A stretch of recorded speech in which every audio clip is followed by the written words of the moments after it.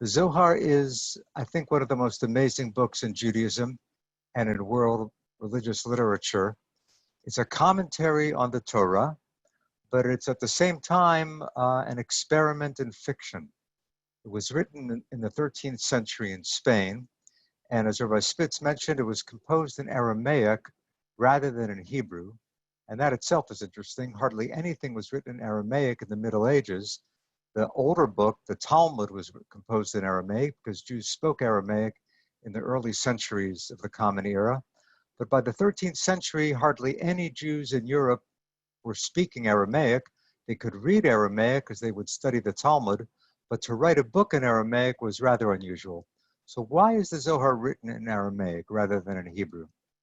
It's written in Aramaic, I think, partly to make it difficult for the reader. The Zohar is talking about the depths of the divine being, about secrets of interpretation. The Zohar turns verses in the Torah upside down. It reimagines God. God turns into half male and half female. It was also written in Aramaic to make it look ancient, because one of the strange things about the Zohar is that it was written in the 13th century, and yet it's attributed often in traditional circles to someone who lived a millennium earlier, back in the 2nd century. If you ask any Hasid, any ultra-Orthodox Jew, when was the Zohar composed, they will probably insist that it was written in the 2nd century in the circle of the famous teacher Rabbi Shimon the son of Yochai. But scholars have determined that it was really written 1100 years later in Spain, composed mostly by a Kabbalist named Moses de Leon. Bereshit bara Elohim. That means, of course, in the beginning, God created. But what does the Hebrew actually say?